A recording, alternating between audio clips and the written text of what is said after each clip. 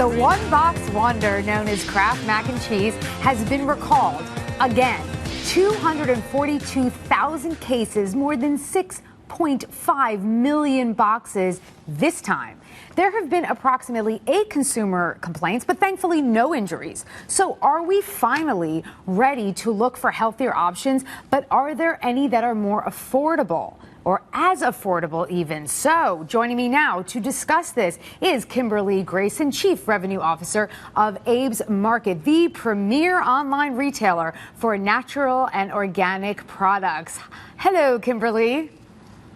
Good morning, Seema. How are you? I am great. So let's start off talking about Kraft, shall we? So I think that they don't understand the legal ramifications of these constant recalls. Just to put this in context, they had a recall in September 2011 with Velveeta shells and cheese, where there was possible wire bristle pieces in the food. And then just last year in 2014, June, 260 cases of Velveeta cheese was sold to Walmart in 12 states, and that was removed. And now this one. So as a food retailer, right, we carry food products. As well as being a mom, I'm naturally concerned anytime there's a contaminant that is found in food.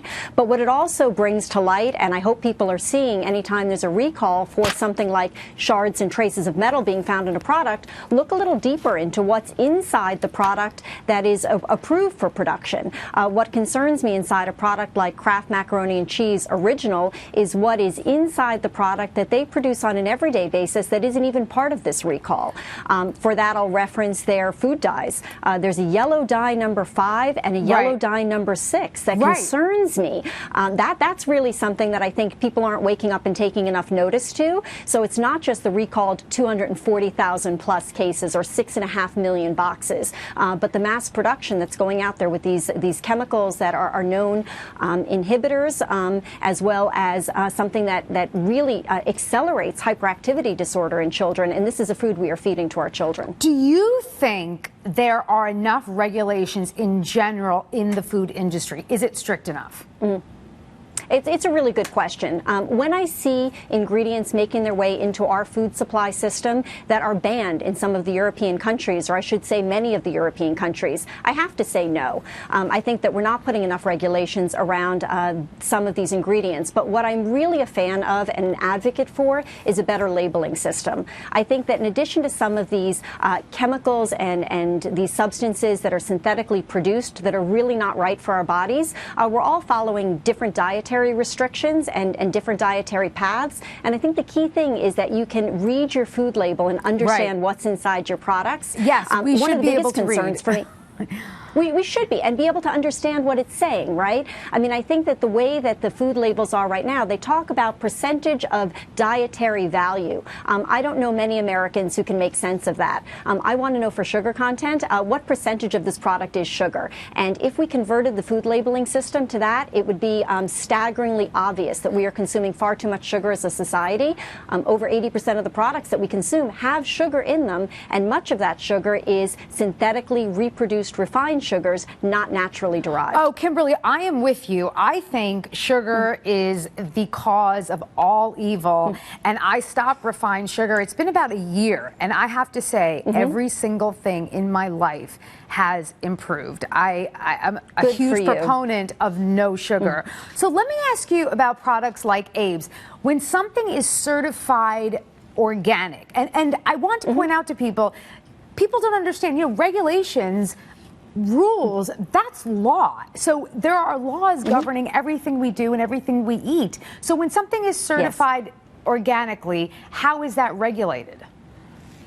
So certified organic is a government-regulated term. It follows everything from safe agricultural practices, reduction or elimination of pesticides, but it is one of the regulated terms that we do follow. What's very interesting and important to note is the term natural is not a regulated term by the industry. So for looking at natural products and which ones you can trust, it's very important that you look to the definition that's coming from the companies who are producing the products or the retailers who are carrying the products, because that term does not have one stated definition that is regulated by the government. Now, Kimberly, my biggest problem with telling other people to eat organically and eat healthy is that it's expensive.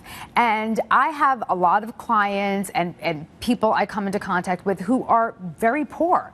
And for them, how do I say to someone, oh, put down that 25-cent bag of Doritos that you're feeding your 2-year-old at 11 a.m. and go buy a 50-cent banana? You see the point? For us, 25 cents really is not a big difference. But to someone who is poor, it is. How do you get poor people the ability to eat healthier?